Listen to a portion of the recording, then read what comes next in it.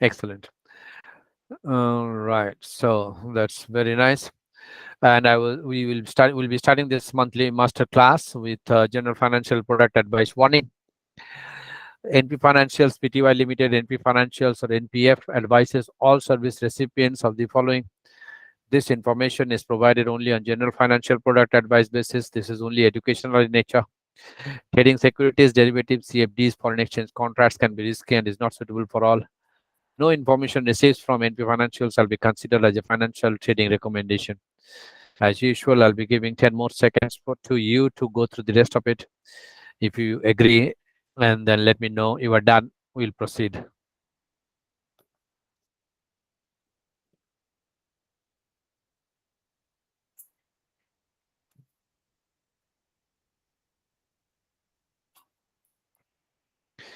Good afternoon, Prabjot. If you are in India, it is morning.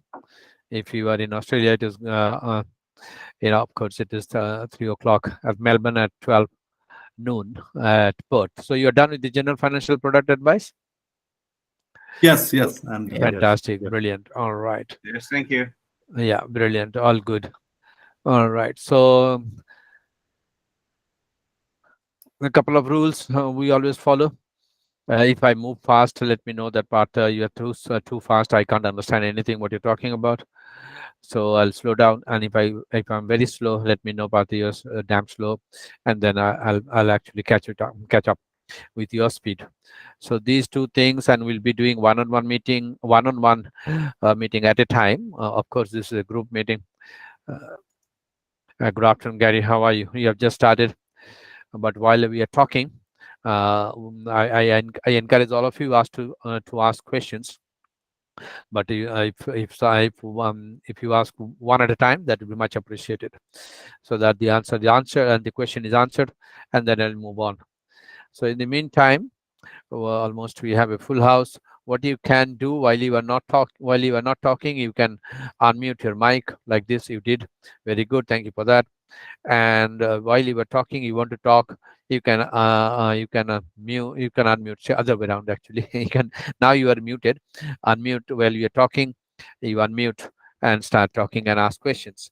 The second opportunity is to chat to everyone. Better to ask the question here. If you have any questions, ask here, and then we'll answer that question.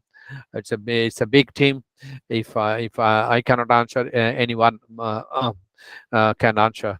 All of us are professional traders, and we'll be definitely answering your questions. Yeah.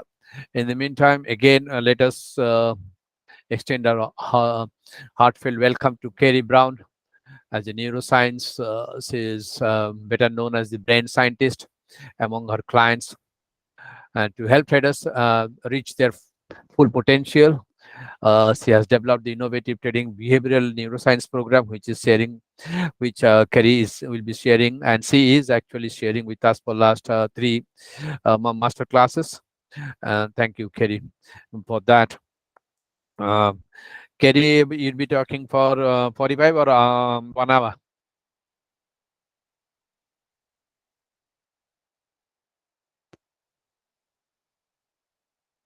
Kerry is muted, I think. Yeah. Sorry, what was that? I'm having problems with my headphones and speaker microphone. Okay, not a problem. So I'm just trying to sort it out now. yeah, fantastic. You're loud and clear. So 60 minutes is good enough for you, Kerry? What was that? Sorry. 60 minutes or 45 minutes? What suits you better? I suppose maybe 60 minutes, and I'll try for 45. Yeah, no, not a problem. We'll be actually extremely delighted to hear you out from 4 p.m. to 5 p.m.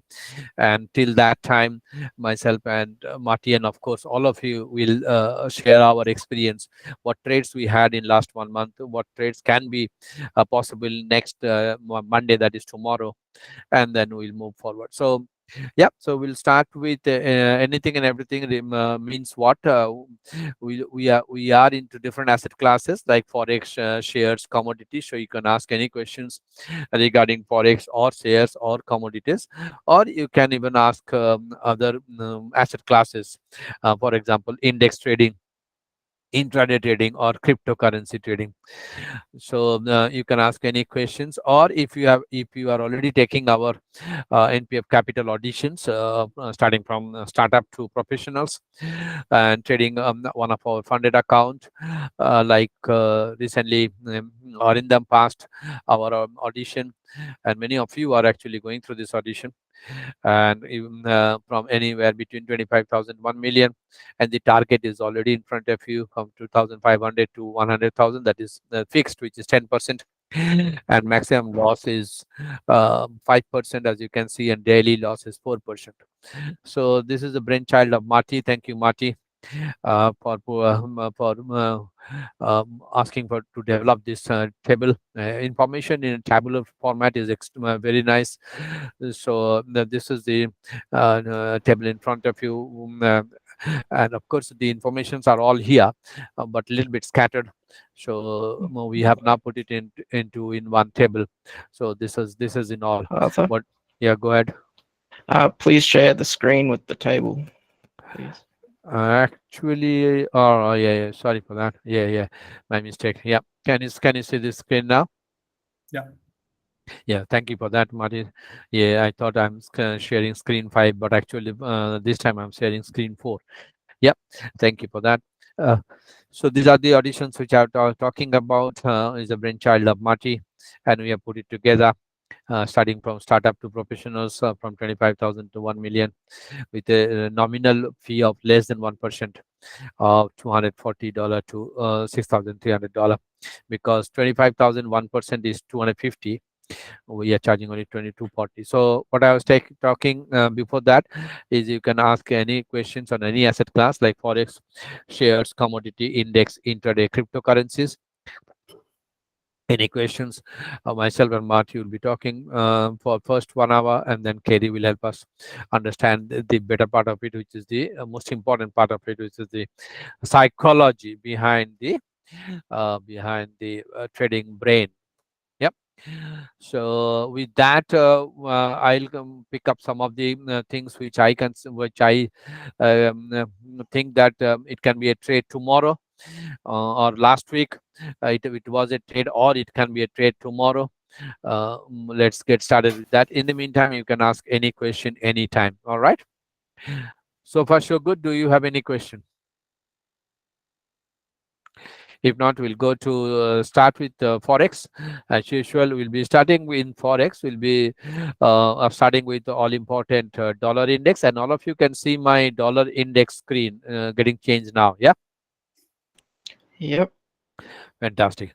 So in the dollar index, thanks, Marty. In the dollar index, what is happening? Because if we are trading Forex, then one instrument which you must see always, sorry, is the dollar index, because it is a composite index, or basket of 6 majorly traded currency pairs like euro, sterling, yen, Swiss franc, Canadian dollar, and Swedish krona. So these are the 6. So if you see only dollar index, then it is possible for you to think, to not only think, but also to understand what is happening in dollar index, so that the exact opposite is happening on the euro, that I will show you. And because the currencies are all extremely correlated, like the indices are extremely correlated, except the Chinese Xinhua, I think. Otherwise, S&P, Nasdaq, Dow Jones, DAX, even ASX are extremely correlated. Similarly, correlated. Yeah, I can jumble the words when I'm talking fast. Sorry for that. And then the euro, sterling, Aussie dollar are extremely correlated, which I'll show you. So first, to demonstrate what is happening on the dollar index. So first thing first, you can right click on this and then go to settings, price, and make sure that the scale is pointing to the price only. because if you have Bollinger, pivot point, blah blah blah, which we are not having, which we can delete, as you can see, it is not selected. Make sure that the scale is price only. So even if you select this scaling for the price only, because of these big bars, the rest of the bars can actually come very small. I don't like it. You may or may not. So what I'll do, I'll just hide the big bars, yeah, and then I'll so that I can see the current bars extremely clearly. All right. So what we saw at around 10,380 level, around this point, we saw. Okay, before I answer that question, I request you, any one of you, to tell me what is happening. And for your knowledge, this is 200 moving average, and these are candlestick in front of you. So if you can tell me three things which is happening, which at the close of this candle at 11 a.m. Melbourne Sydney time, summertime, winter time, from April 2nd of April, it would be 9 a.m. But let us enjoy one more month, the daylight saving, till 11 a.m. So this bar closed at 28th February. Actually, this bar opened at Monday 11 a.m. And 27th February, and closed 28th February at 11 a.m. So what are the observations here? If you see this chart, what are the observations here in less than a minute? I'll give you 30 seconds. It's acting as a resistance. Yeah, absolutely. Resistance, brilliant. Sri, thank you for that. That is one observations. I asked three of them. Yeah, minimum three. You can You've also got write it. You can also write it down here, or you can talk. Yeah, yeah. Go. you have an evening star at a 200 EMA that's closed Brilliant. below a trend line. Brilliant. And Ben has told two things. Evening star, those of you who are trained at NP Financials at Candlesticks, in module 3, you need one of the trader foundation. We talk about the candlestick pattern, and Ben has practiced candlestick pattern so well. So he has practiced so well that it is easy for him. This was the Trader Foundation course which I was talking about in the instruction-based discussions. Trader Foundation, we have 3 modules, and module 3, we try to complete each module, each unit in a week or two, because there are so many practice tasks to be done, so many self-assessment tasks to be done. So Ben was absolutely correct when he said that was an evening star which was there in our module 3, unit 1, Trader Foundation. This is the evening star here.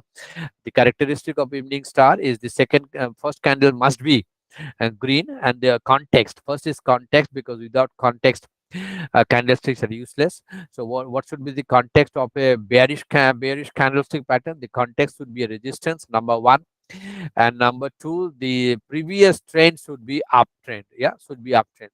So these are the two contexts, and on that, the definition. Then comes the correct definition. The correct definition is it must be in a resistance, and the first candle must be a big one with a green, if you are selecting the green or blue, anything, or white even.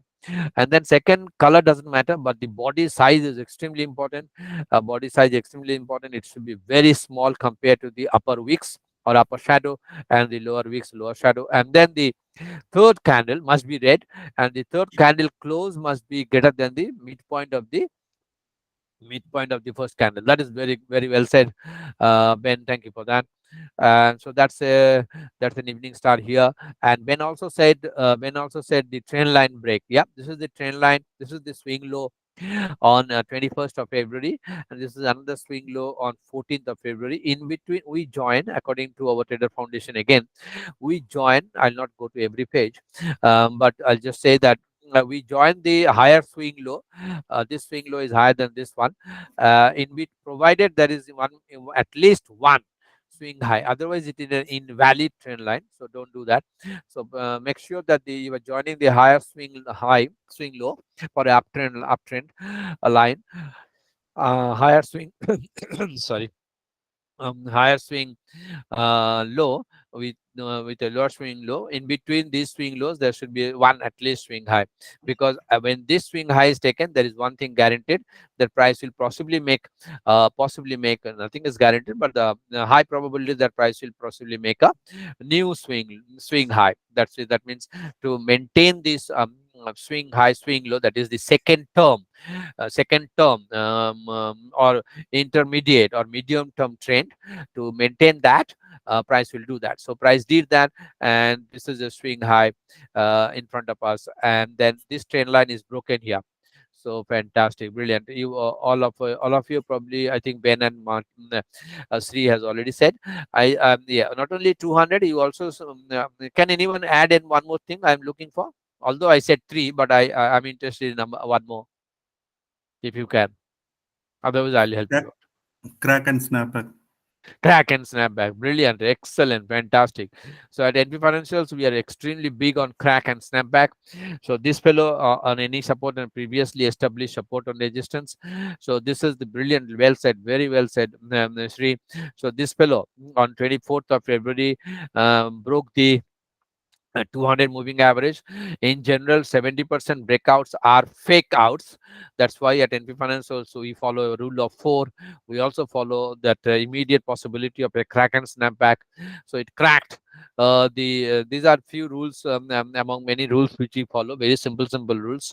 So it cracked the resistance and snapped back immediately. Fantastic. So after that, so this is a very bearish indication for this one dollar index. And then what happened after that? Let's see. It's still there, because we said this low is what, 419. So generally we said 20 pips, 400, but 400 being or 399 being a very 400 actually very round number. We take 20 more from that. Ben, in our last class we are discussing whether it is 10 or 20. So if you see, generally because of this more number of retail traders in the market now, so initially in 2012-13 we were following 10 for a daily chart. So this is a daily chart, and for a 12-hourly chart it was 8, and for a 4-hourly chart it was 5, and 1-hourly chart that was 3. But now we have increased that 10 to 20. But Ben, specifically for you, because in the last, I think yesterday or day before yesterday, we were talking about your module and unit in which we were talking about 20 points. But if you see, the 20 points is landing on a round number like 400, 500, 600, 20,000, 10,000, any round number with 0, then take another 20 out of it. So make it 380. That's why we said short at 380. I think that was a call which was given in our trade ideas. I think so. Or if not, then in our daily Discord room. Let's see, after we agree to our dollar index. Yeah, US dollar index on 28th itself, when the bar closed at 11 a.m. We placed a short order which hit your email address at 10,380, and all these price charts are IG Markets Pro real-time charts, so they may vary from broker to broker. For example, for 8 cap, which is our preferred broker for our funding. In that case, they will be trading. They will be actually trading at 103.80 or 103.60, something like that. So all the brokers are different, but we follow only one broker for the charting software, of course, because Pro Real Time is one of the best of the best after trying everything. So 10,380 with a stop loss of 557, and our target is 10,100. We said the daily 200 bounce. Daily 200 bucks. So we are in the trade. I think this went below. No, not yet.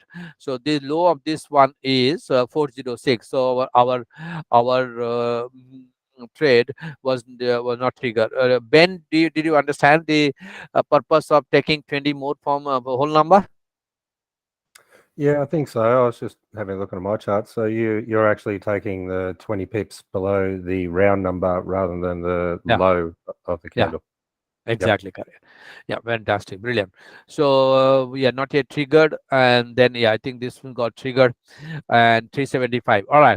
So when I see this, when everyone sees this bar on for 2nd of March, because starts at 1st March, completes at 2nd of March, 11 a.m. and the Perth time it is 8 a.m. Right, Sri?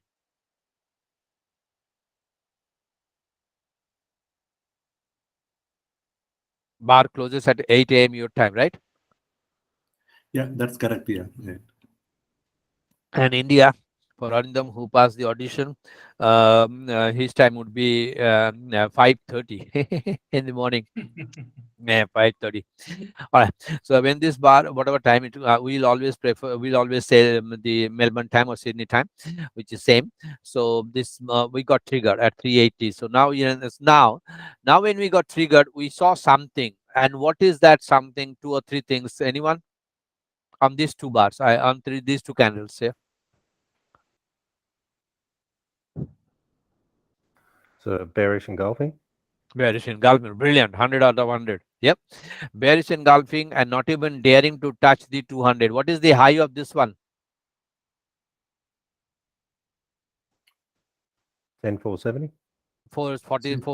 470.5, and the moving average is 473.3. This is we always take interactive classes so that everyone is talking more. I talk less or Marty talk less, but when Kerry is talking, we'll all listen. But anyway, so this is 470.5, not even daring to touch the 200, which is 473.3. All right, so this is back to back. Thanks, Ben. It is in bearish engulfing. So that is number two. Bearish engulfing is fine, but it is, we say at this point, back to back. Back to back means one bearish evening star, one bearish engulfing there.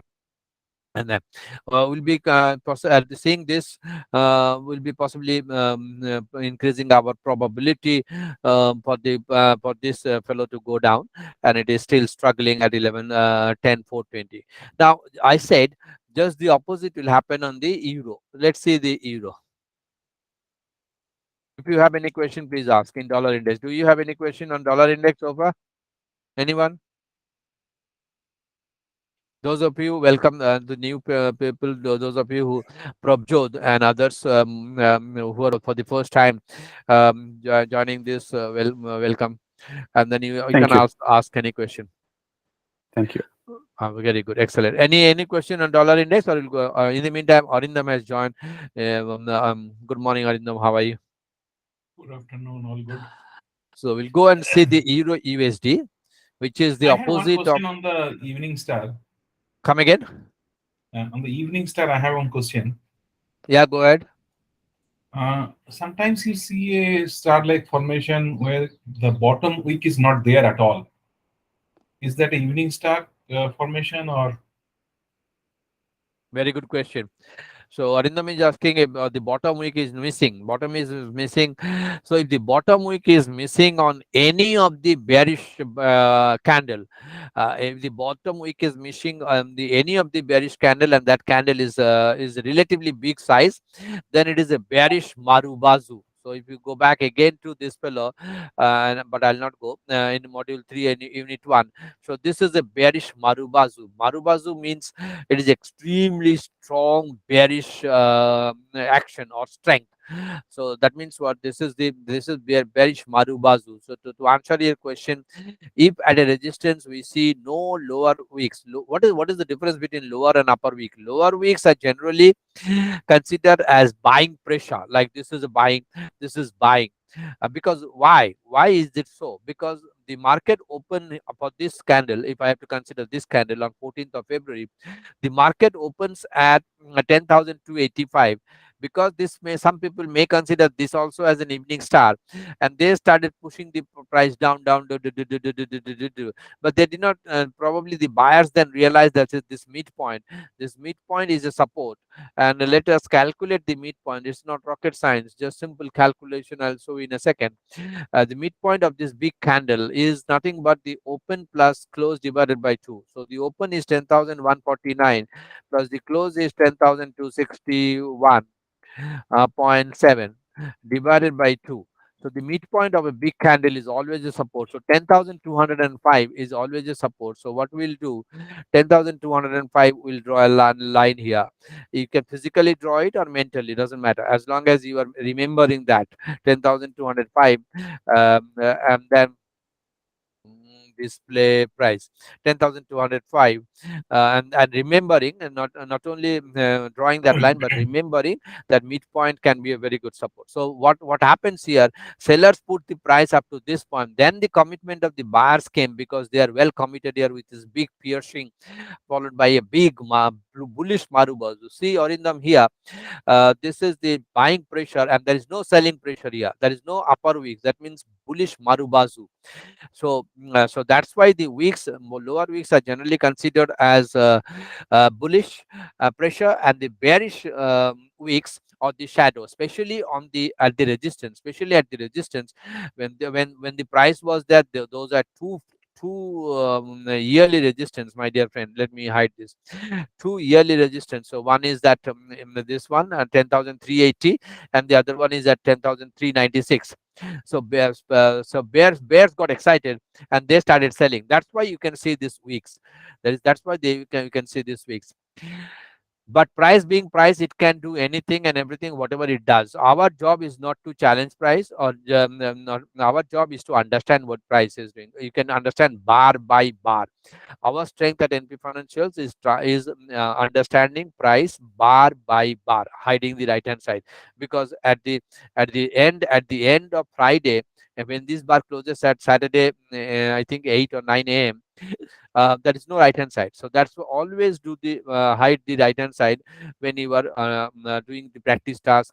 So that so to answer your question, if you see there is no lower wicks, it's a brilliant bearish marubazu at a resistance like this fellow here, and that resistance can be a dynamic resistance like this one here.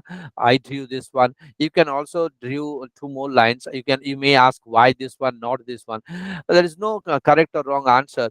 If you are drawing two lines, I'll say probably that is a zone of resistance. So if you are finding a zone of resistance, that's always better, even better. That is even better. So zone of resistance, even better. So that is a zone of resistance there. So if you do not see lower wicks, that means marubazu. And then the probability of bearish marubazu at a resistance going down is more. Did I answer your question, Arindam? Yes, yes. Very good. Anyone having any other question on dollar index before we go to this others like euro, sterling, and Aussie? You prefer exponential moving average for 200, not the simple moving average? No, it is exponential moving average. We are not very big on moving averages. The only average which we follow is the exponential moving average here, 200 period exponential moving average. Prabjot. Okay, thank you. Yeah, because 200 being 200 is a beast. As Paul Tudor Jones, who is a multi-billion fund manager, and he is relatively young, unlike George Soros. Paul Tudor Jones, if you read his book on trading or his interview, if you listen to him, he said, "I'll only buy if the price is going up above the 200 moving average." Buy this. That means we used to say at NP Financial that Paul Tudor is buying, Paul is buying, Paul is buying, so let's buy. Similarly, Paul is selling, Paul is selling, Paul is selling, so let's sell. So when the big fellows are selling and buying whatever they are doing on the 200 exponential moving average, so we'll also do the same. Thanks for asking that question, Prabjot. Any question? Any other question? Then we'll go to the euro. If you do not have any question, just to see the opposite mirror image of dollar index is euro, as you can see. But Arthur, I've got a question on the 200 moving average. If I'm using a 2-day chart and basically the trading is working out the psychology of the participants in the market, are they more so trading on a daily chart when I'm on a 2-day chart? And should I be putting a 100 EMA on a 2-day chart rather than a 200 EMA? That's a brilliant question. I would always say whatever time frame you are, everyone. I hope everyone understood what Ben's question is. Ben is asking whether should because of the beastness or whatever the effectiveness of 200 moving average, should we use 200 moving average on a 2-day chart? Because whatever strategy we follow always, so if we load our, we generally do not discuss strategies because that's a paid service. But anyway, if I go to our strategy is valid for daily as well as the 200 sorry, as a 2-day. And Ben is asking if I can use that if I can use that, let it come when it comes, when Telstra decides to feed me. All right, so Telstra decides to feed me. All right, so let's take this out and then unlink it, and then let's make it bigger to answer Ben's question. So whatever strategy we follow, we have brilliant strategies here in front of you. uh, so we say of course thousands of things are behind this um, strategies. That's why we have the trader foundation, traders beginners. But generally we say if we see a red histogram after a complete blue histogram, we sell. So we sell. If not, it is a reward to risk. If it is reward to risk, that means the reward is very small, risk can be more, we do not take. But otherwise this is a wonderful one because our stop loss would be here.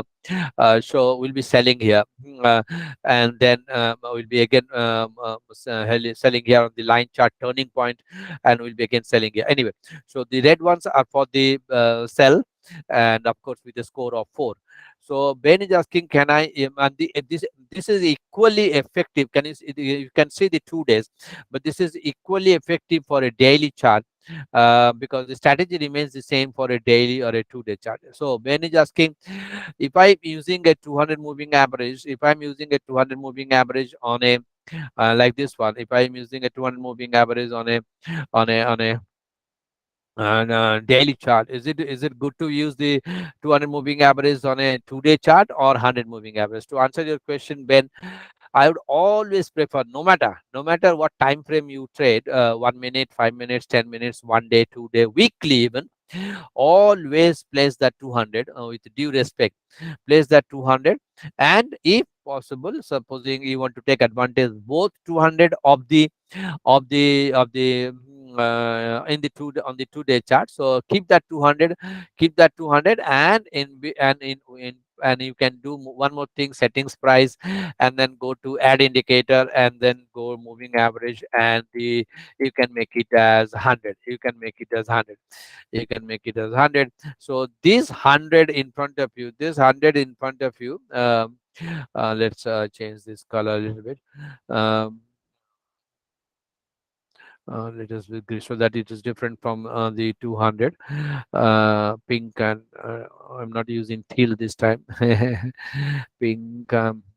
All right, so yeah, and maybe you can change the style also. So you know now, this is daily 200, and this is 2-day 200. So I'd always prefer to have if you are when you are trading 2 days, then you can have daily 200 and the 2-day 200. Did I answer your question, Ben? Yeah, you did. Thanks, Martha. One more thing which I would add to it, if you are really look at this fellow. One more thing, both of them are actually stitching each other. So one more thing which you can do is always look for 5 times the time frame. 5 times the time frame. So what does it mean? You can have a weekly chart which is a 5 times of the daily, like this one. We always use the weekly chart we always use. And also I told you the weekly 200 is also very important. So what you can do, so if you multiply this 200 by 5, that becomes a 1000. That means it sounds like crazy, but it is very, very, very effective. It is because it is a weekly 200, because it is a weekly 200, and I'll show you some some examples of that weekly 200 whenever it comes. So we have only 25 units. So you cannot expect pro real time to plot your 1000 moving average if you have selected 25 units. That's not rocket science. So just change it to more than 1000. So now we have weekly 200 and the daily 200, and look what happened on the weekly 200. Ben, see this? Yeah, bounce straight off it. So 5 times time frame. No matter if you are trading 1 minute, you must say what the 5 minute is doing. If you are trading 5 minutes, you multiply 5 by 5 to see what 30 minutes is doing, because in trading 5 plus 5 into 5 is not 25, 30. So similarly, if you are trading 4 hourly, you must multiply 4 by 5 to get 24. That means daily. So if you are trading daily, you must multiply it 1 by 5, 1 to 5. So 5. So that is weekly. So this is this is weekly moving average. That's brilliant, excellent, fantastic. All right, Ben or anyone having any other question on this? If not, we'll go to Euro USD quickly,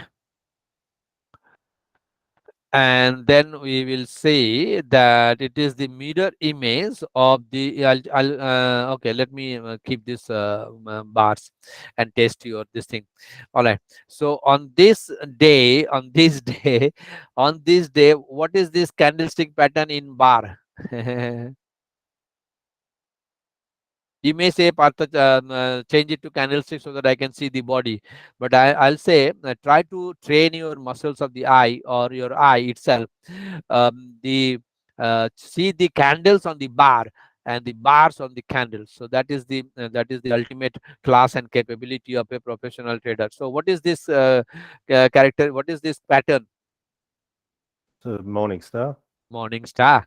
So morning star and the dollar index, if you remember, that was happening exactly on the 200, but price being price, it can and will do whatever it does. Morning star did not touch the 200. Can you see that? But it did the same thing what Sri said. Sri, can you repeat what you said for the dollar, or anyone? What happened here? Morning star and what else? It's again crack and snap at the Crack and Bollinger. snap back on the Bollinger. So that fellow dollar index did crack and snap back on the 200. This fellow did a crack and snap back on the Bollinger. That fellow did a crack and snap morning evening star on 200. This fellow did a morning star on the S1. I think this is S1. Yeah, this is pivot point S1. If I have to put the name here, you will see my monthly S1. Yeah. So that's exactly the opposite of dollar index. So if you are trading dollar index, no point to trade euro. If you're trading euro, no point to trade dollar, because that is the exact same thing. Yeah. So do you have any question on euro, or should I go to sterling? I'll give you 20 seconds.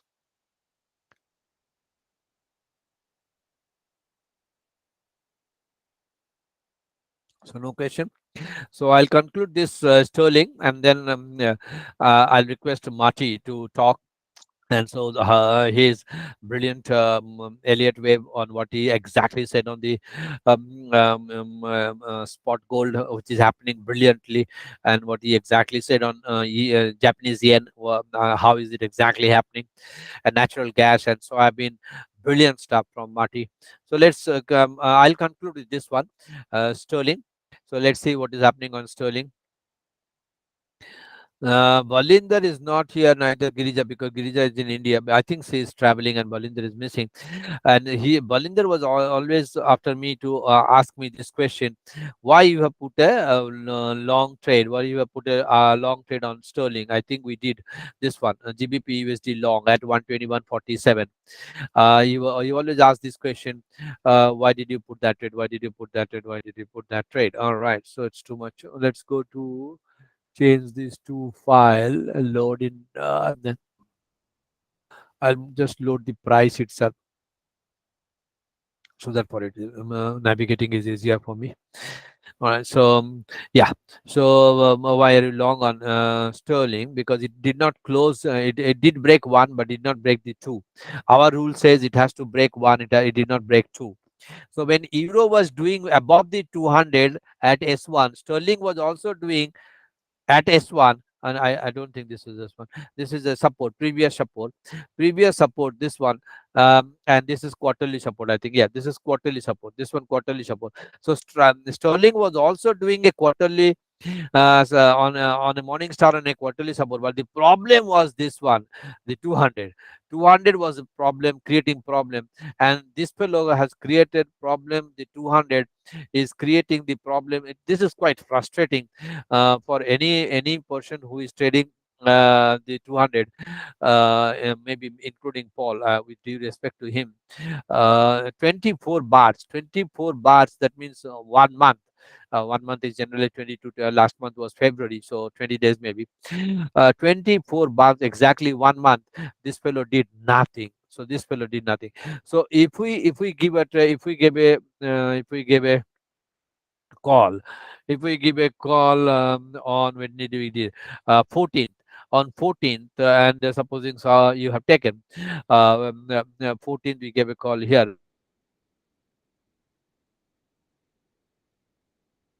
Because of this character, the strength of the 200. Anyway, so this is again same thing, morning star here, and then engulfing here and engulfing here, and this is the midpoint. This is the midpoint of the big bar which I have drawn, midpoint of the Kraken snapback again. So everything happened.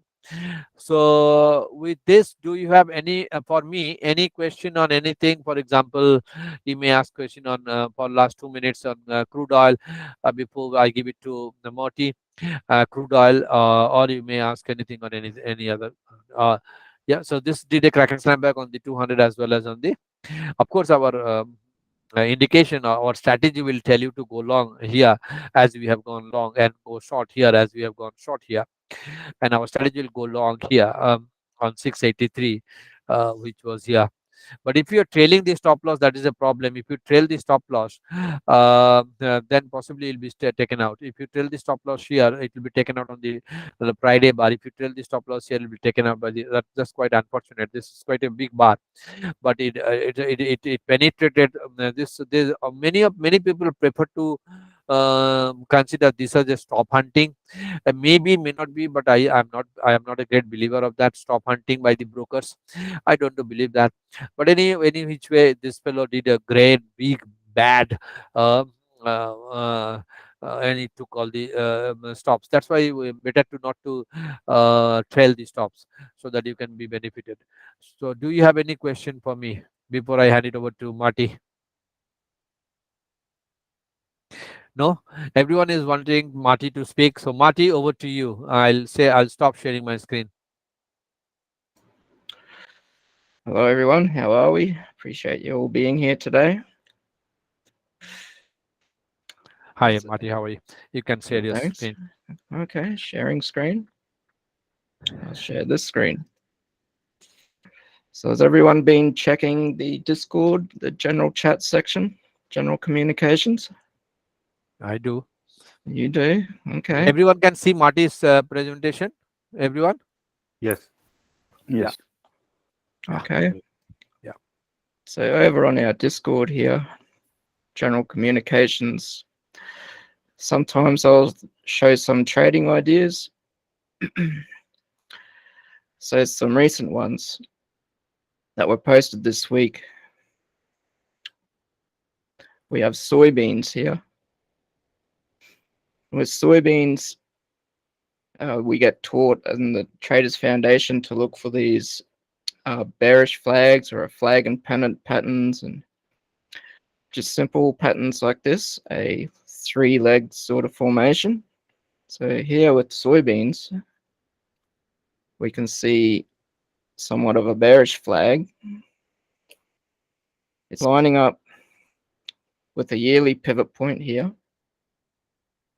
Sorry, Marty. I have to ask this question. Everyone can see Marty's soybean. Yes. Yes, I can see it. Yeah, Oh, very good. Thank very you, Marty. good. Please continue. Yeah. So if you have the ability to trade soybeans without on a continuous contract, meaning you don't have a maturity date of any kind. You could get a lot of points off of this formation here. This is also some kind of an Elliott wave formation of an A, B, and C, which is following 1, 2, 3, 4, 5 waves up. This is a weekly chart here, so this could be advantageous for us at this time, as it's not moving very fast. If I open up our daily chart here, again, this is our yearly pivot. We seem to have come down and just breached this low here. This could be an indication that we're starting an impulsive wave down. We've also looked at natural gas.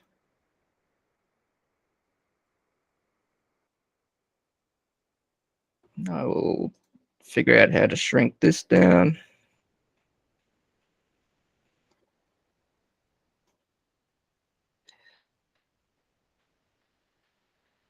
And I didn't save any information on them, which is quite handy. But with natural gas, again, what we have is 5 waves up.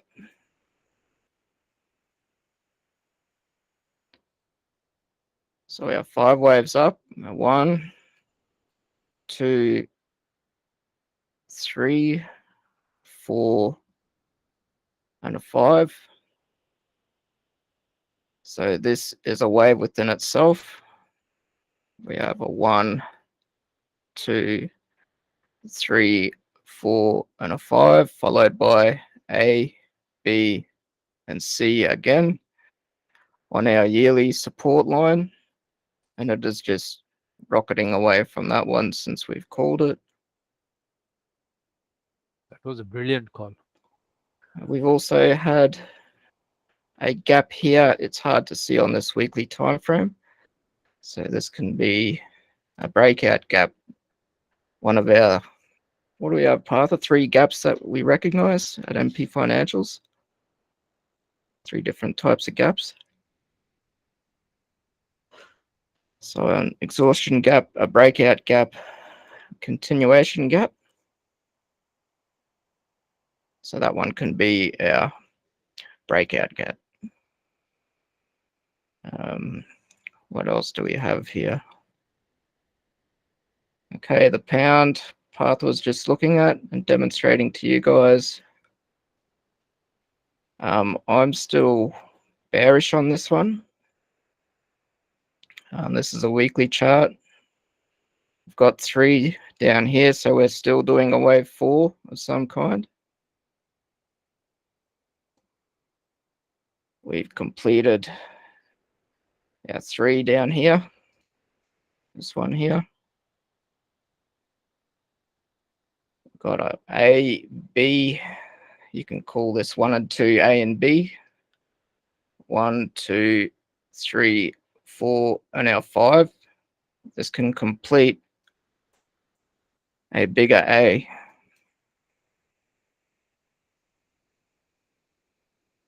Okay. Which means now we are in a B wave down. So I'll get rid of this stuff here. Oops. Meaning that it is possible that this whole wave is complete, but it can also be acceptable for us to think that we will come down somewhere around here and reverse back up here, meaning an A, this A here, B, and our C all the way up here.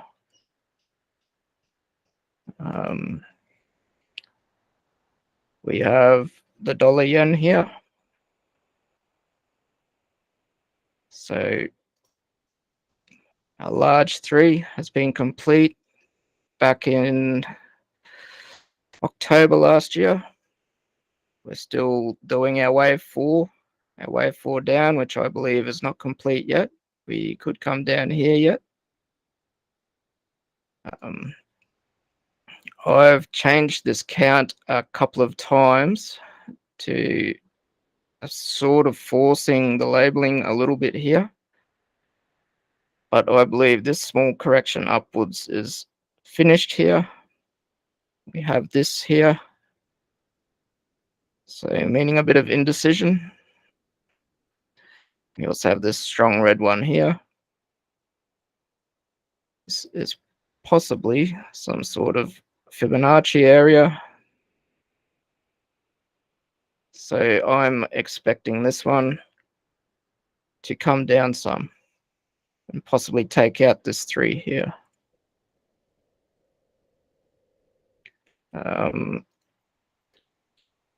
Do we have any Bitcoin fans around in the group? I know Ben Perkins likes his Bitcoins. Yeah, when I'm making money on them. Okay. So for Bitcoin, our yearly prediction that we posted has now been confirmed that this is an actual motive wave up. We're looking for our ABC down to possibly here before we want to look at buying it. And keeping in mind that this is a major wave 3 going up. So this wave here can be very strong. So if we do miss this here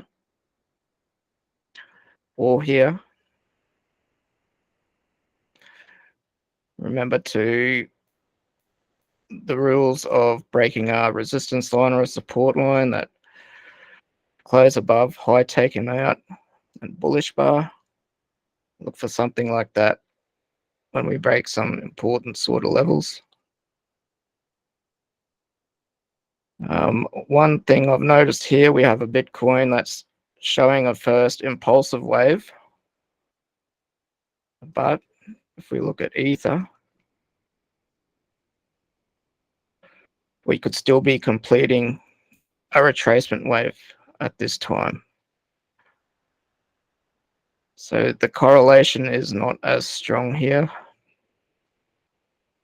Would you have any idea why that is, Partha? Yeah, mate. No. I only say price can and will do whatever it does. So correlation, I believe, is only true for 55 to 60% of the time. May it be dollar index, euro, may it be Ether and Bitcoin, but anything and everything, correlation is never ever or will never ever be 100%. Yeah. Yeah, it's quite different. It's a bit unsuspecting here. And finally, Partha did mention oil as well. So what we had, our yearly projection to come up to about $85 here before reaching around $65 before zooming up to complete our wave 2 again and then a wave 3. So we had our channel, had our 4th touch here, indicating the end of the sign of the end of this wave. The channel has broken here, so I'm still keeping my targets of around 85. I probably like this one a bit better. $86, $87 to $88. I'm still keeping a wave 4 here. I'm pretty comfortable with that. To see a wave 5 down to around $65 at this point in time. Keeping in mind that we are in this sort of a range as well. So if anyone's got any questions, fire away.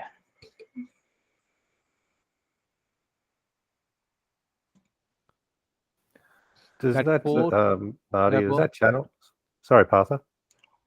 You go, Ben. I was just going to ask, on Bitcoin, does that channel 4 touches of the channel play out on Bitcoin for your analysis as well? Yeah, the channel's quite a good thing. I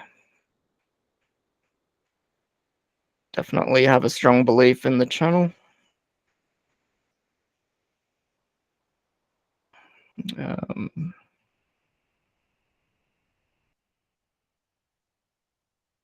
It's probably not a good example to be demonstrating, but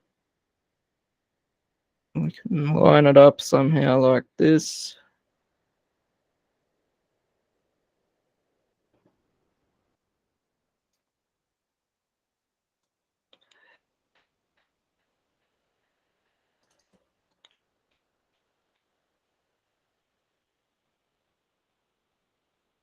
So again, we've got our 1, 2, 3. It's touched 4 times, indicating the end of this wave here. And now it's broken through, starting our A.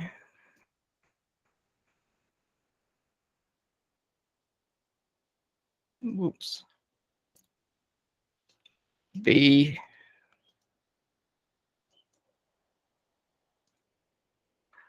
And we can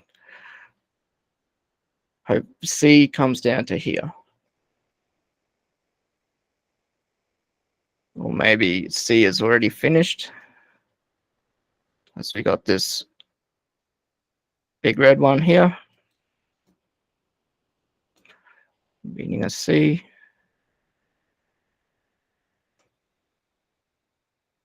So now this is an A of a larger cycle. B up here somewhere. So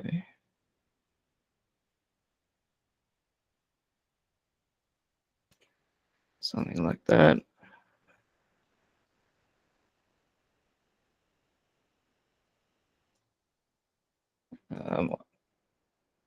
And C down somewhere like this. So just as a quick sort of outlook, I would probably stick with something like this for now. Yeah, I'm pretty happy with that one. So the channel did still work. It works everywhere. But it has to be on an impulsive wave. Very unreliable on a correction.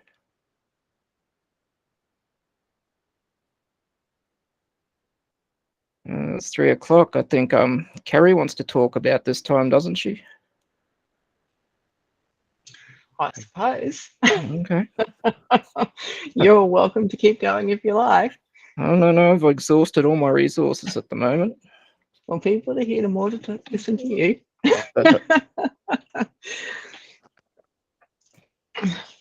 I think it's your turn. Thank you, Marty. That was brilliant. And especially the 4 channel touch 1, 2, 3, 4. Absolutely magic. Kerry, that's over to you. Thank you, Kerry. No problems. Well, thank you everyone for giving your time on a Sunday. And I will try to keep things as interesting as I can. And I got to remember how to do this sharing screen thing. The up arrow within a square.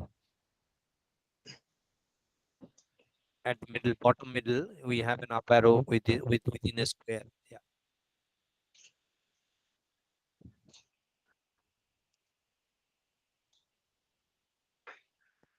It's not liking me today.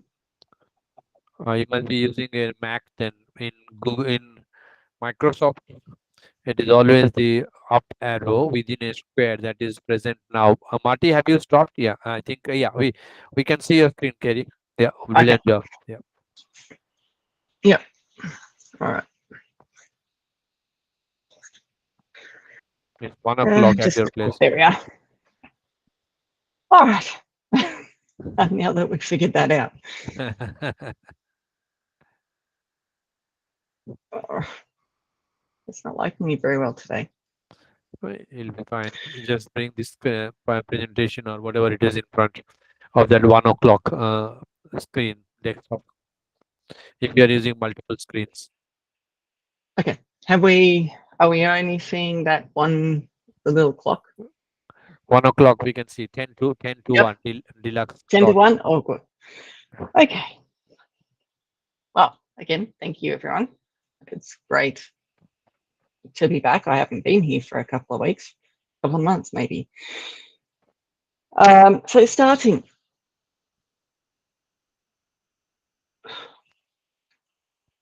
Computer's not liking me. All right. Yeah. So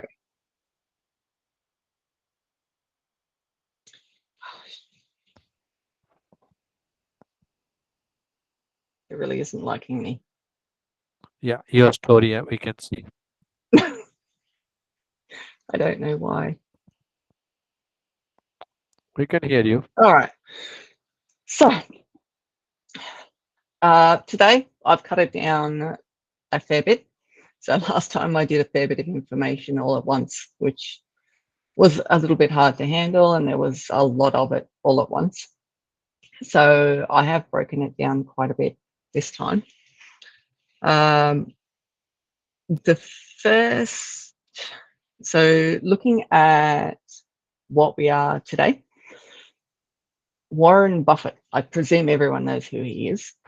He said the most important investment you can make is an investment into yourself. The more you learn, the more you earn.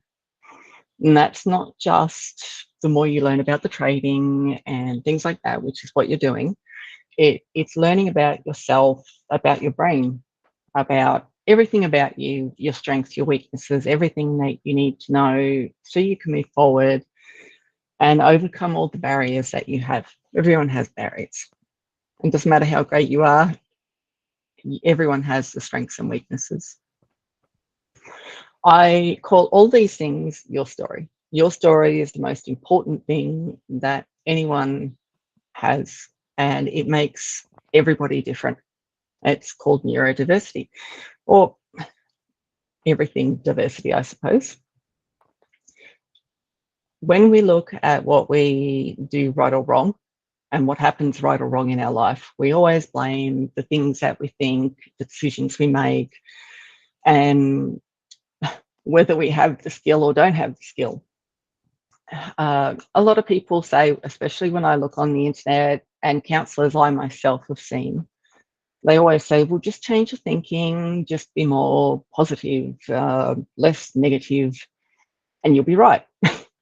But people don't really look or think about what it is that makes us think in a particular way or act in a particular way. What influences our actions, our decisions, our thinking, which is what is really, really important.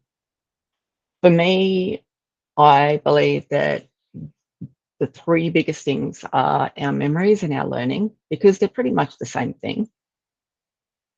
Our past, present, and our future, which I do actually talk about a lot. Everyone hears me saying, make a new past.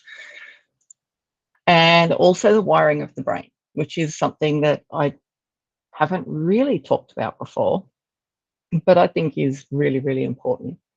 Probably one of the most important parts.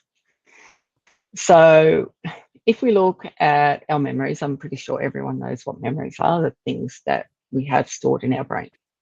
They're the same as learning, it's just they're categorized differently. I look at the past, the present, and the future in a different way to most people. I look at them as I look at it as a time stream, which is something that happens all at once. In an event, that is what happens. Oh, it doesn't like that. All at once. The past, present, and future, that is our expectations. That is what we base our decisions on and how we evaluate the things that we've done and the outcomes. The neural pathways are literally exactly that. They're the pathways that we have that link every part of our brain together.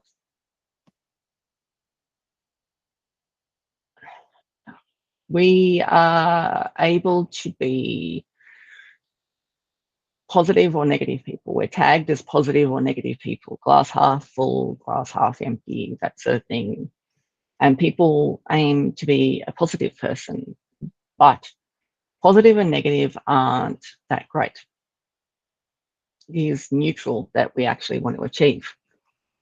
So today I am actually going to look at, hopefully, our memories and learning, our past, present and future, our wiring, what other influences there are on our wiring and on our behavior, and how we can make those changes to help.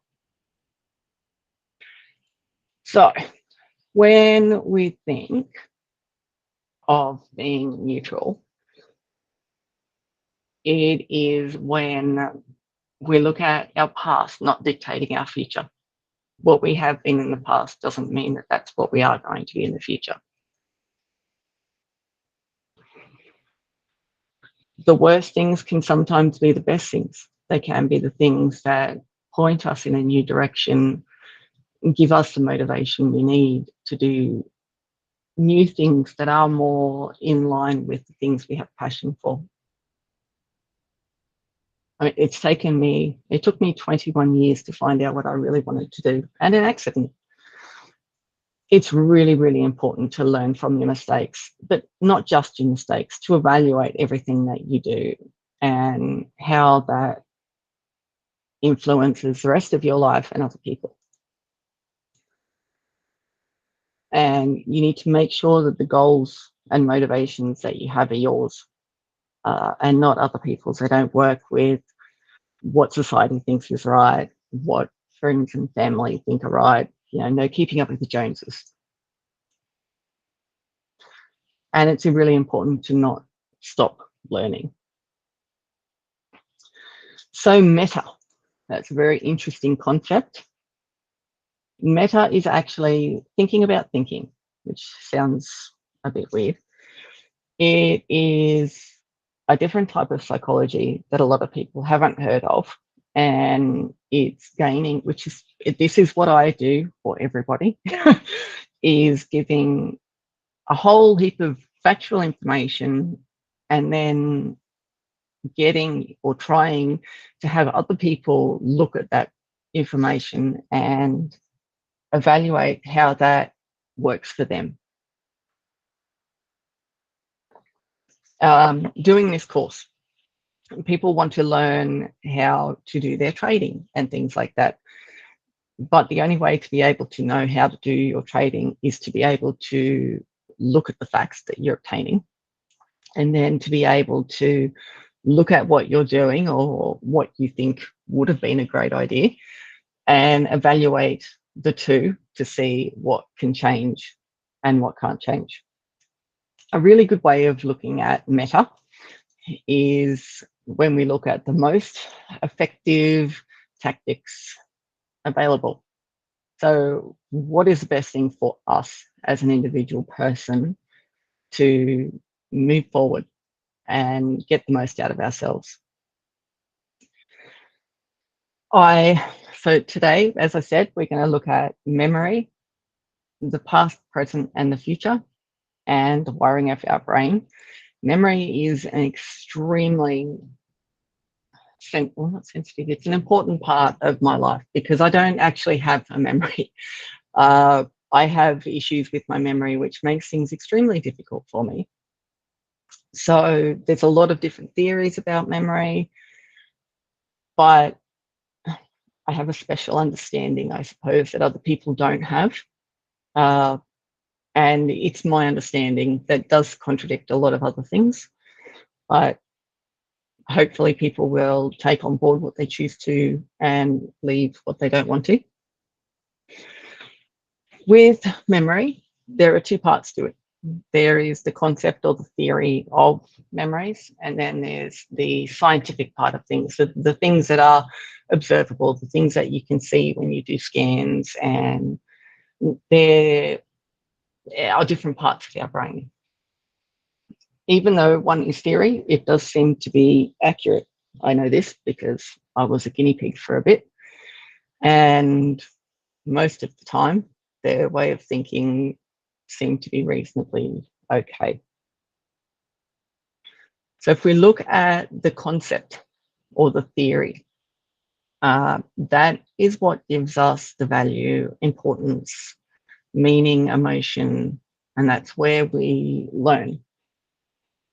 There are 3 types of memory when it comes into that concept part of things. So your short-term memory, your long-term memory, and your working memory. There are many other types within those categories, but they're the most important that really relate to everybody. And really, you guys aren't doing a science degree, so you don't really care. I just add one here. Like it's like our short-term trained, medium-term trained, and long-term trained. Yeah. So with our short-term memory, it is the first port of call. The short-term memory is, it only holds, well, it's actually 15 to 30 seconds. So it's only really quick, and it only holds 5 to 30 pieces of information, and that's in total. So right now you're listening to each of my words. Each of my words is an item of information. In general, it actually, for new information, your short-term memory holds 5 to 9 pieces of information at a time. It's the memories that we're aware of, the ones that we can think about, the ones that we can drag into our attention at the time. Our working memory is probably the most important working memory system in there, that can access information from the long-term memory and the short-term memory. It brings everything together to help you make the decisions that you need to make. It's the thing that actually decides what memories link together to create one learning subject.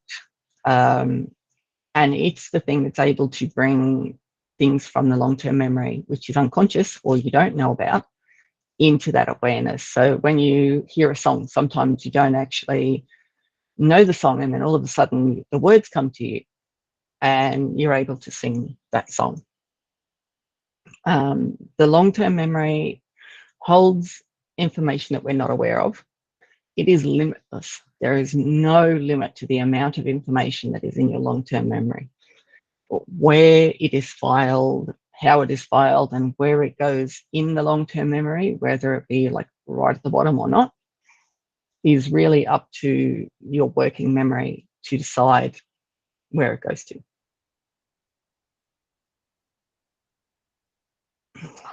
As a science, well, actually, I better tell you how it works first.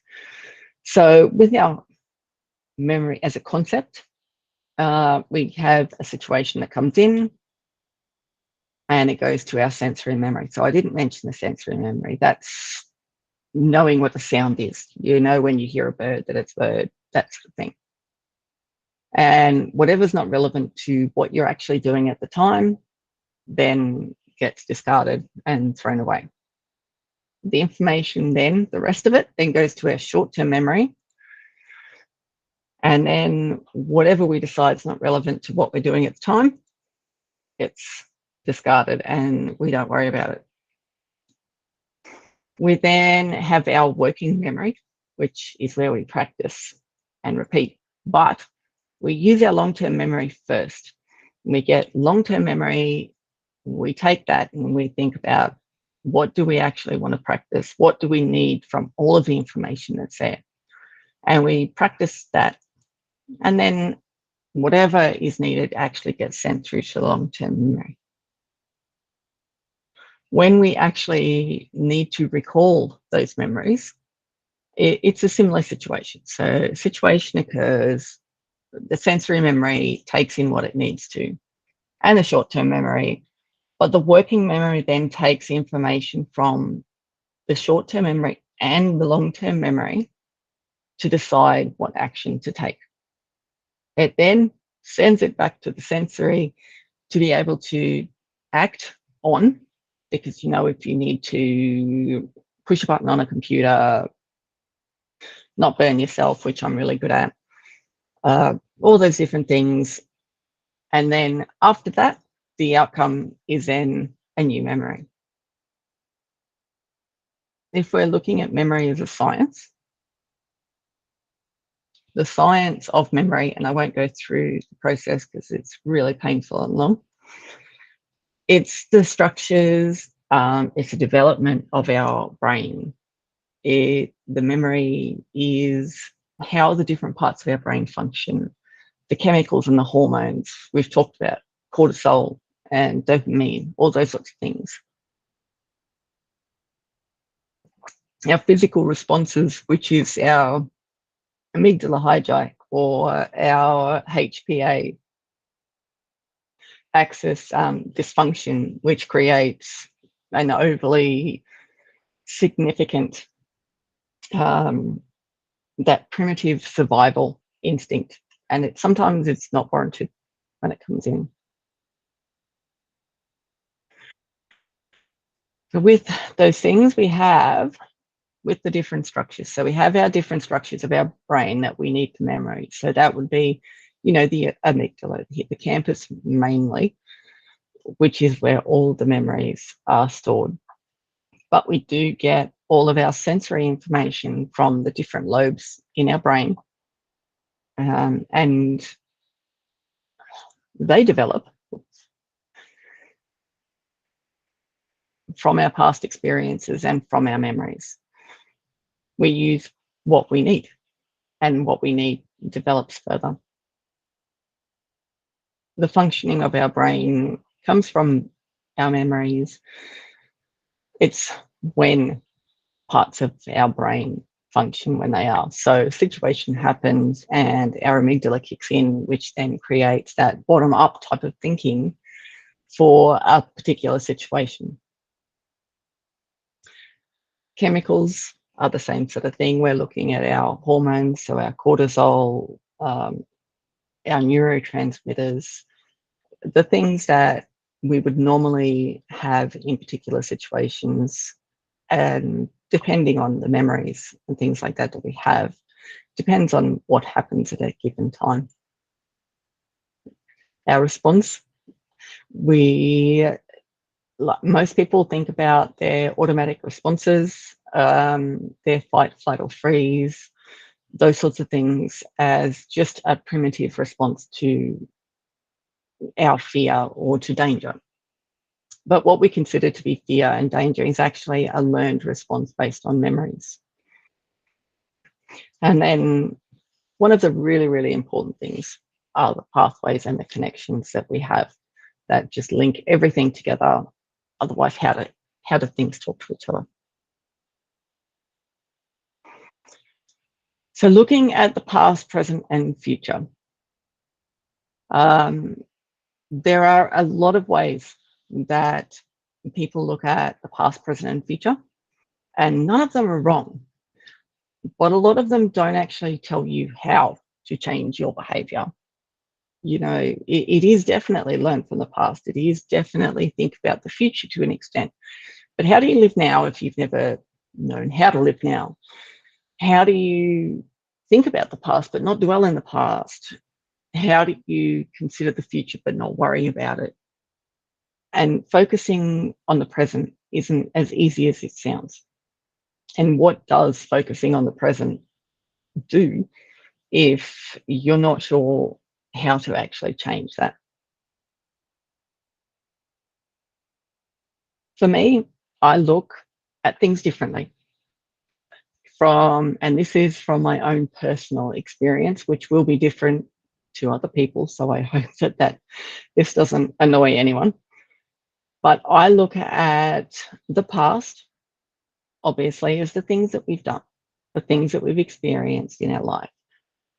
The past is what regulates our memory systems, how they form, how they work or not work, how we learn and develop as a person, and how our brain works on a broad lifespan.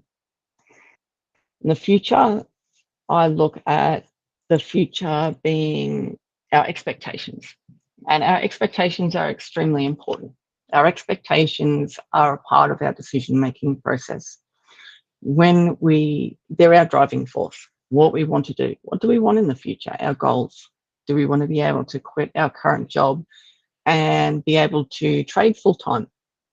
Would love to quit my job at the moment and maybe teach full-time or any number of things.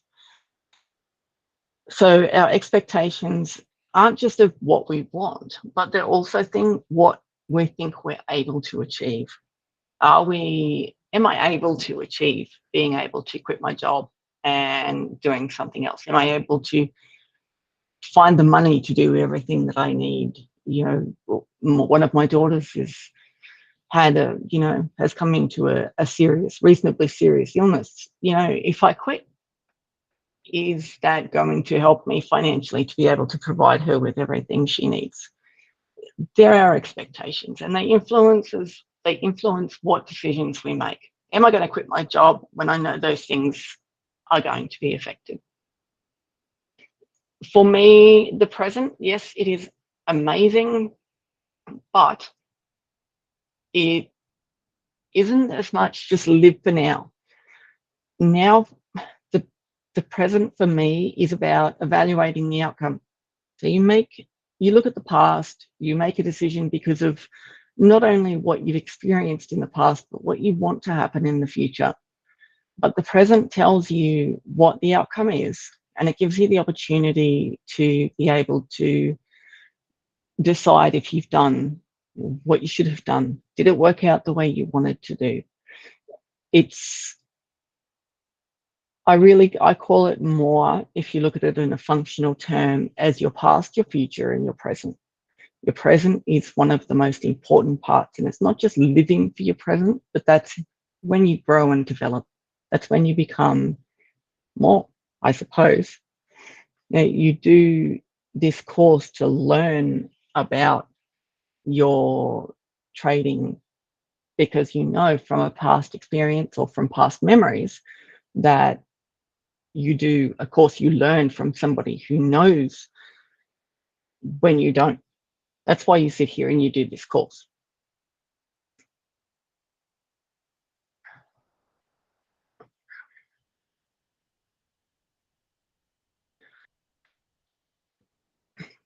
So connections and wiring. So I love connections and wiring. Ben knows this, poor thing.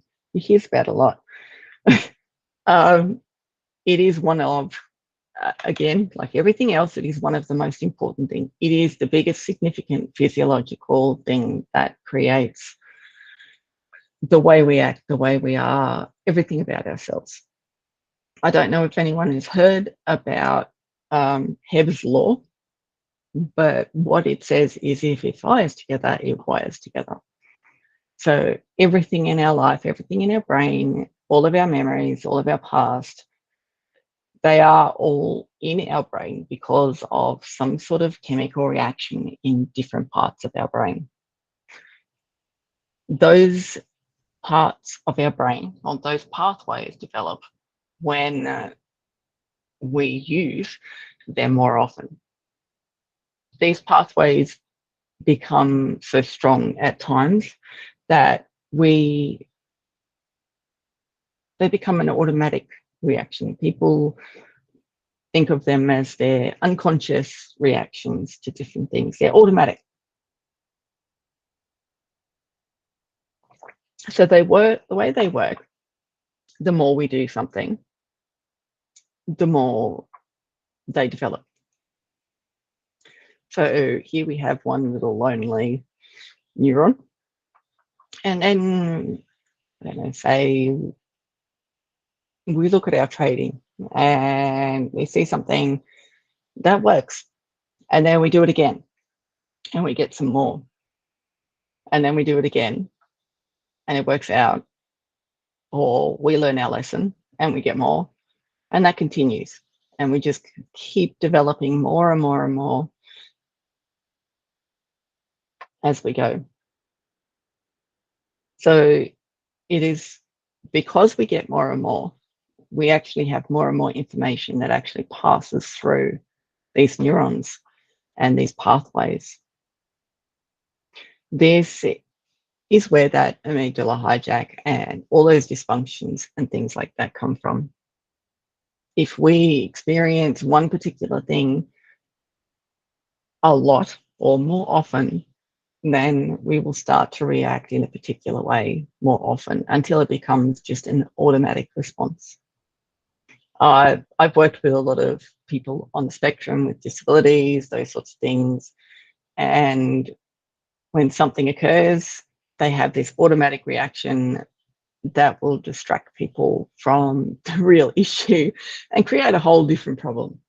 Kids that don't like to talk about what their parents are angry at them, they decide that they want to run away, and then the people actually start caring more about the running away, and they forget about addressing the original issue that was there, which is then securing that neural pathway that the way to actually behave is, I'm just going to tell them I'm going to run away.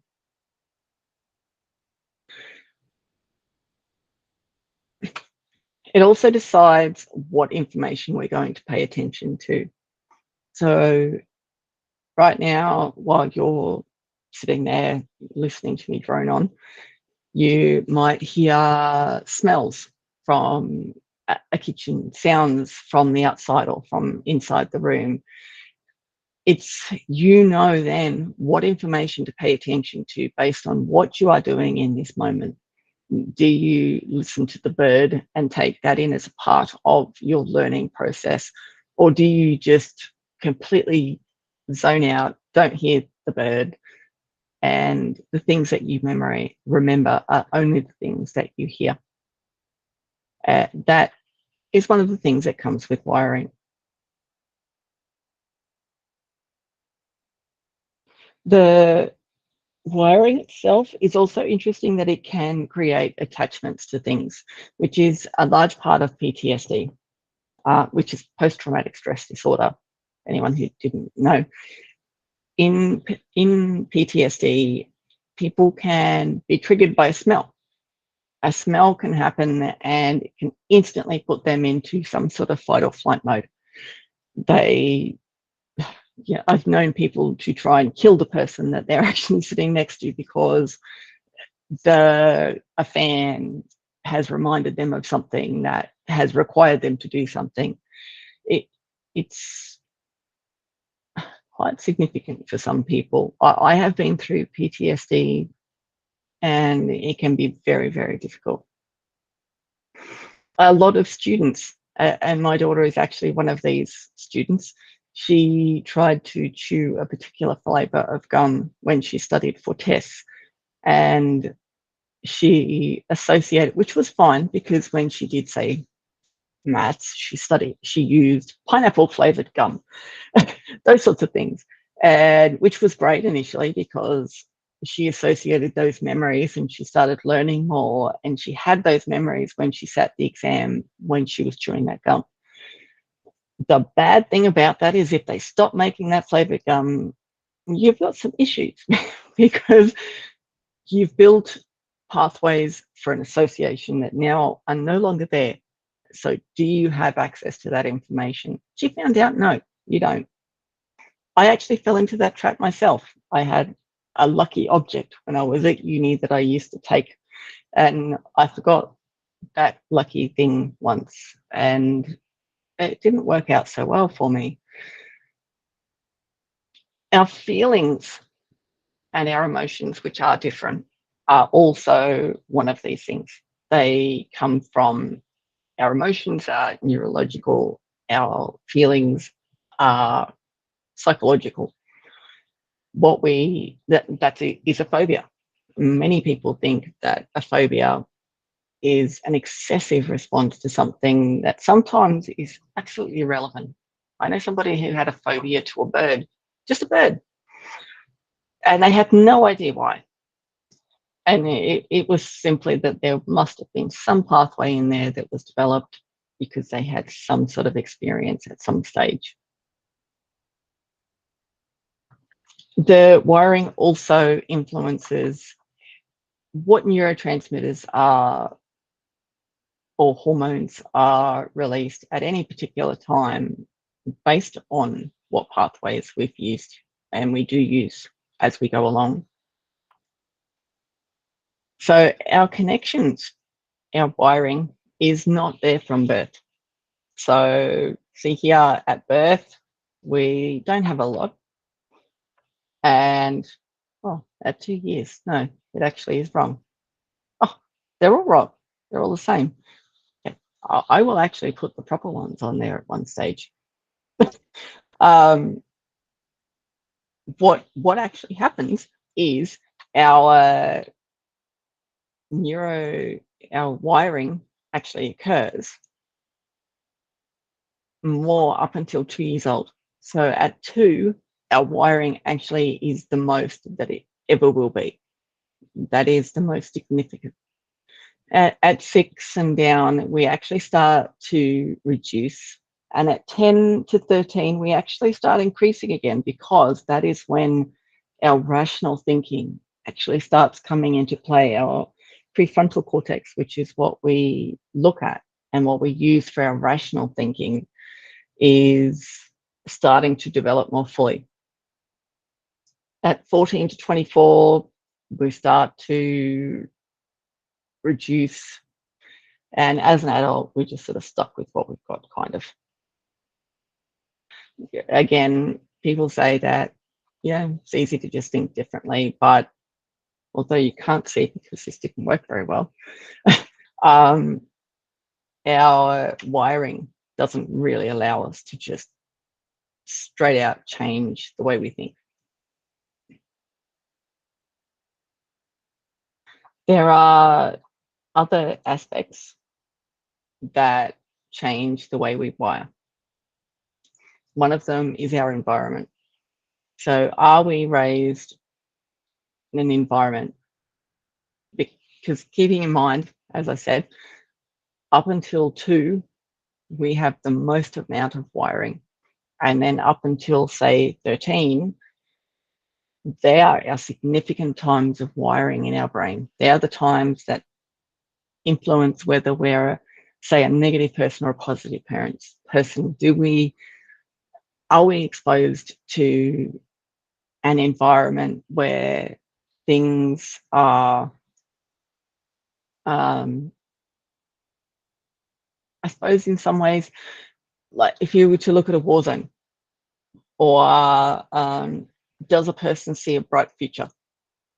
I know that there's a lot of people that are in an environment where everything just seems bleak and there's nothing there. And do they get to see that there is something else that they can strive for? Or do they just believe that that is the way their life will always be? Things like brain injury, that sort of thing can change their way our brain is wired. That is where I come in. My accident affected significant parts of my brain, and I had to learn to walk and talk and remember and do all sorts of things again. So it is difficult, but your brain is an amazing thing and you can rewire. Other people are just as significant, probably in every sense more significant. I'm seeing, as you look at that up to 13, that's when you wire, where you really don't have a lot of control over your environment. You are influenced by parents or other sort of significant people in your life, even your school, the attitudes of the teachers that you have. Whether a parent puts you in front of a television and you learn life skills from Home and Away in Australia, which is terrible. It is all in there. It all is affected before you even get an opportunity to make any decisions on your own. If your parent sees you, if a significant person sees you as a failure, even though you may not remember it, you may always see yourself or inclined to see yourself as a failure. You will always question that about yourself. If you grow up in an environment where, say, things are pretty bad things happen, but everything is an opportunity, then you will automatically see the opportunity in everything that happens. My daughter actually has actually done that when she found out that I was doing things for people that were international. She wants to be a pastry and bread baker. She decided that there was like all these people internationally that could give her all these recipes. So that was awesome, and I should keep going. Didn't care about how cool this was for me or what this meant for me. It was just what was good for her. And, you know, she saw the opportunity in it, and that's what she needs to see, is the opportunity in everything.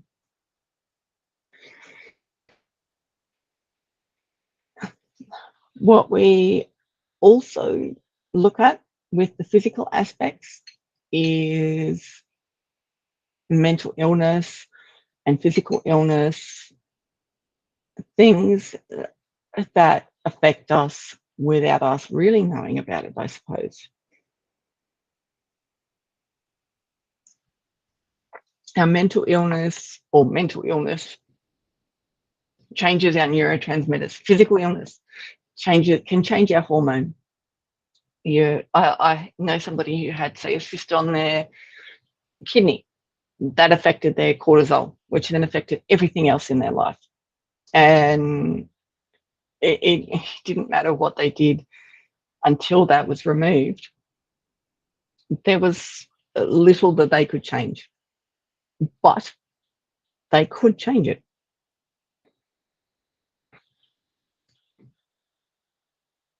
So, in a nutshell, the things that I believe we need to look at are definitely memories, the past, present, and future, and our wiring. They are the most important things if we want to move forward. Most people, well, I know Ben in particular, that, you know, before he started this, he'd had limited knowledge and limited experience in trading and things like that. So he was starting from scratch. He tried to have, I suppose he did have some degree of expectations, but, you know, it's expectations based on his goals. We try to pay attention to the information that we have with our expectations, but when the past doesn't give us much, we can sometimes take in information incorrectly. We can use information, we can categorize it differently. We can use those memories in a way that isn't helpful to us at all. As I said before, how our memories and our wiring, and I will call it time stream, it's easier, it is how we link together those memories. So as I just said, you know, if we haven't learned something before, if it's brand new, then sometimes our brain, depending on how we are wired to be, negative, positive, whichever the case, we file it in a particular way.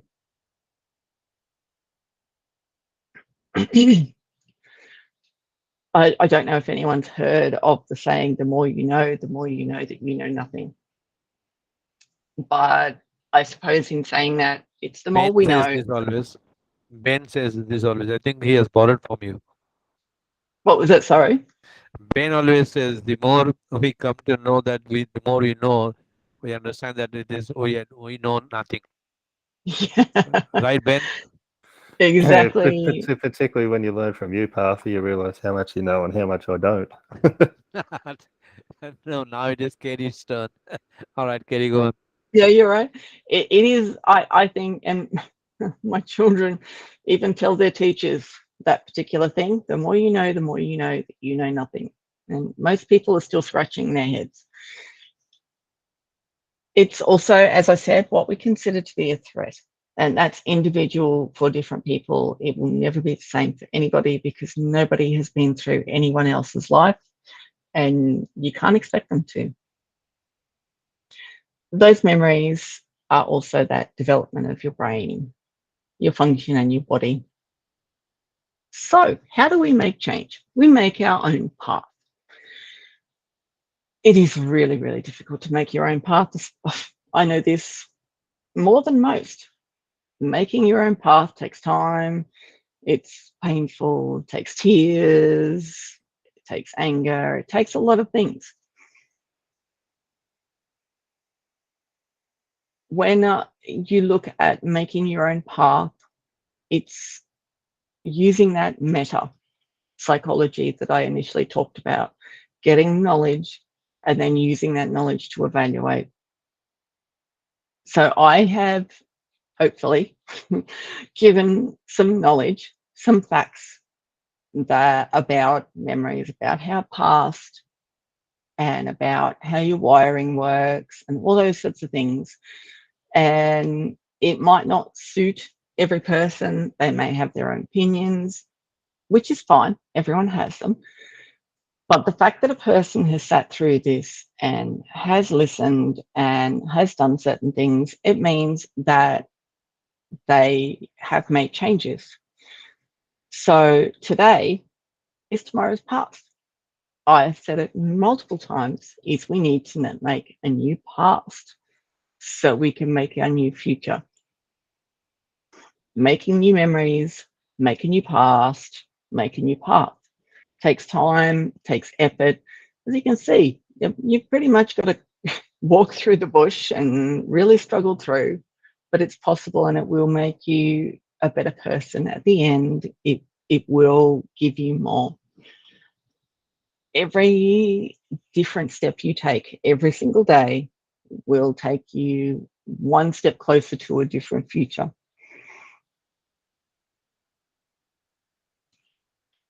So if we want to look at changes themselves, okay, we look at Hebb's rule, which is that wiring of our pathways. Probably the most important thing. That is what actually gives us our past, what we process our past and how we make our past. So my suggestion for people, which I give everybody and I use myself, is evaluate yourself every day. At the end of each day, what did I do great? What could I have done better? It's not something to pick at yourself to make yourself feel worse about yourself. It's about good and bad. Everything is good and bad.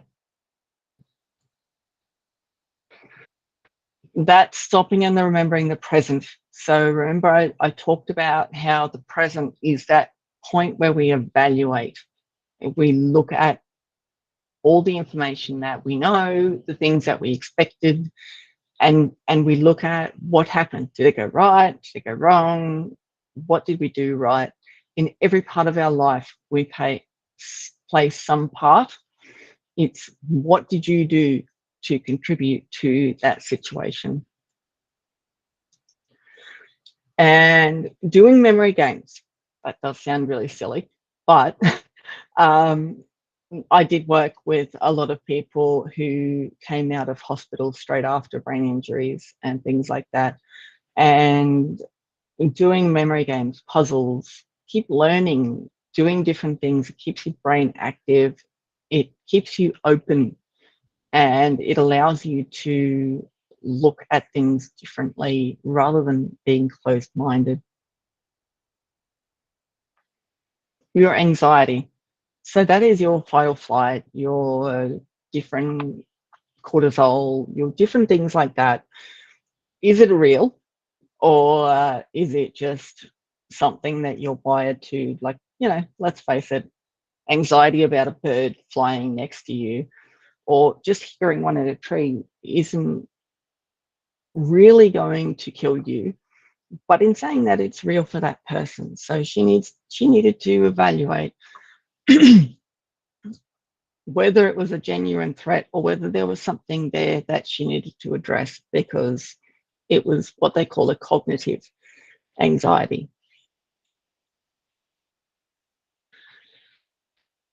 And my favorite thing is making a new past. I love making a new past. Making a new past, making new memories. Every time you make a new past or make a new memory, you're giving yourself one more thing that you can look back on and use for your future use. I know that a lot, Partha has actually said to Ben, you know, oh, look, a new memory. And that's exactly what it is. Making sure that when you look at that present, that you look at the good and the bad, you look at what you could have done better, and you look at what you did great, and you don't get caught in one or the other. So, and my other favorite thing is laughing. Don't forget to laugh. Laughter is great. I have been doing the makeup for the school musical, and I have been trying to figure out how to make my face, or Lumiere's face, because it's Beauty and the Beast, gold and sparkly. I've been going to work with glitter all over me. I look like a disco ball. And some of the most extreme, intense, and serious clients just can't help themselves but laugh. And it makes such a difference to whether we achieve some sort of progress or whether we're just stuck in a place. So laughing is so important, and don't forget to laugh. Don't take life so seriously. Everything, there's funny in everything. I've learned that. Me and all my girls have learned that there is funny and there is good in anything. So I actually have managed to finish within the hour. And I really, really hope that I didn't go too fast and that people did actually get something out of it, because memory is such a significant thing for me. I have to be careful not to ramble and carry on. But hopefully I will, there are some things that I will put in a Google folder that I'll ask Partha to send out. Some different tests to show people what short-term memory and long-term memory is like. Some little checklists on whether certain types of anxiety are actually cognitive anxiety or really real anxiety and threats. Different things like that. So, but if anyone wants to have a chat to me or ask any questions either now or later, please feel free. And thank you for today and your time. That was fantastic, brilliant, unbelievable, incredible. The presentations, the slides which are coming one after the other, it amazed me always. You were too good. Now, question to Kerry, please. Kerry, I'd just like to say one thing to you. That last screen that you put up there with the different evaluations was so poignant, not just in life, but also in relation to our trading as well, because fears play such a large part in our trading life. And if you can control everything that is happening and come to terms with your own what's happening in your head, then other things like trading and the fears that we face there, we can slowly work towards overcoming them as well. I just want to say thank you very much. No problems. And you are absolutely right. That is one of the biggest things that I had to learn, was what happened to me. Like I said, you know, I had to learn to walk and talk and do all of those sorts of things again. And it was such a significant thing that I had to learn that the best thing, it was the worst thing, but it was the best thing. It's a hard lesson to learn, and it's really hard to choke down. But sometimes you just have to look at it that way. There has to be a positive in everything. There's obviously a negative, but there has to be a positive in everything. And if you're a positive person or a negative person, there is always a fear, whether it be a fear of succeeding or a fear of failure. It's because it goes against the beliefs that you have in your head that you don't like to know. You don't like to, your brain doesn't like to challenge. Exactly. Yeah, I thoroughly agree with you. And it's something that I know myself, where we try to overcome all the time, like we mentioned there, other people's opinion of you, things like that, that you keep trying to improve yourself and improve your self-image, your self-esteem, all of these factors coming into it. Absolutely. Yep. Does anyone else have any questions? It's a lot of information to take in. I always say it's a bit like a deer in a headlight, you know, sort of, takes a bit of time to process sometimes. Yeah, Carrie, I got a question. Mhm. So, say we have a losing trade, or we go and experience a losing streak. So we've had a month that's made us feel pretty uncomfortable. How can we, what is a suggested way to look at it differently? As if this happens to me, my cortisol levels will go through the roof for that whole month, and it would be something hard to control at that time when you're in the moment. Yeah, definitely. And I think everybody experiences that particular thing. I think in some ways, as a society, or as, I don't know, on a global level, we're taught that anxiety is bad. You know, people have medication to get rid of anxiety completely, but we don't want to. We want to embrace anxiety because it does the right thing. It tells us when we should look at something a little bit better. I think maybe that meta kind of concept of, like, look where you are. You're the person that is presenting to everybody else and teaching people. So are you putting too much pressure on yourself? Are you expecting too much of yourself because you think that other people expect it? What are you not stopping and thinking, okay, these are the things that I know, and I know the facts. These are the things that I know about myself. You know, I have alcoholism in my family, so I'm very, very careful. Yeah, I know it's genetic sometimes, the addictive personality, so I'm very, very cautious with certain things because I know that that's what happens. So I have to find other ways of doing things, other ways of achieving things. Yeah, we need to know about ourselves, our genetics, the way we were raised, everything, so we can then evaluate not only what we know, but how that affects us, what we're doing wrong, what we're doing right. We all forget what we're doing right. Everyone does something right. Everyone has things to be proud of, but it's almost like in society, we're also afraid to admit to the things that we're proud of, because we're then thought of as, whether it's arrogant or, I know it's like you've got tickets on yourself, or somebody's going to get upset because you're proud of something that you've achieved. We spend so much time trying to find fault with ourselves that we forget to find the good in ourselves. And yeah, I just wonder whether that maybe that's a part of that whole concept.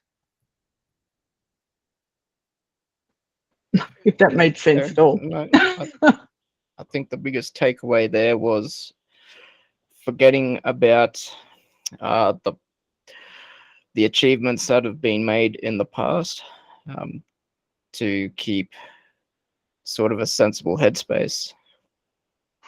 I think that would be the biggest takeaway for me. I think learning Okay. the positives, learning the negatives.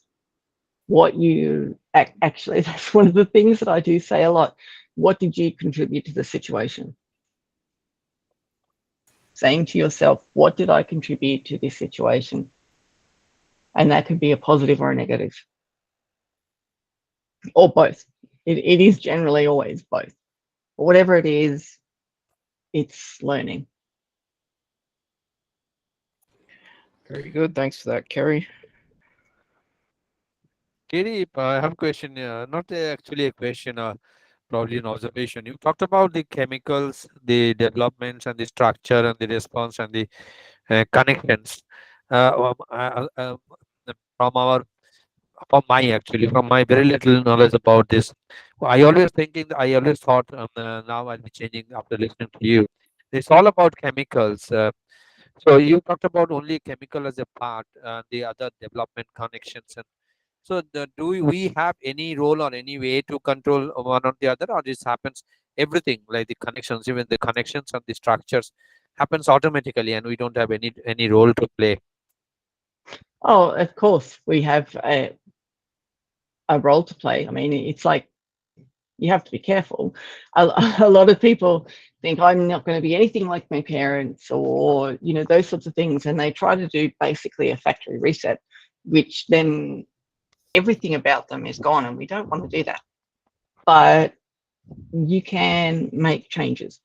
You can do things that change things for what you want to do, and that one of those things is that present, stopping after the outcome and evaluating. Once you've evaluated, then you look at the lessons, and once you've learnt those lessons, that actually starts then making new pathways, because you're strengthening the pathways of evaluation, and then you're strengthening the pathways for the different things. Both of my daughters has sensory processing issues, and they had different difficulties with processing the things that they would hear. We did a whole heap of stuff, and therapy, and they were able to then develop those pathways that they didn't originally have. I don't have a short-term memory or a working memory, or I have very limited.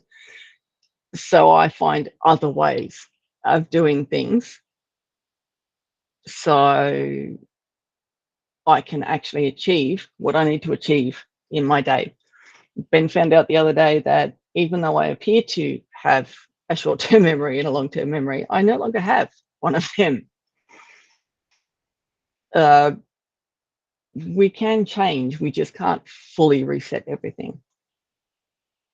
That was outstanding, incredible. Thanks a ton. Any last minute question to Kerry? Or last question, I would say. I think everyone is overwhelmed listening to you, Kerry.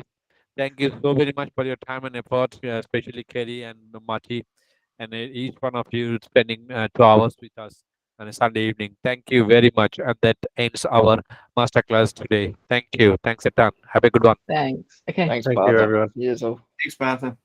Thank you.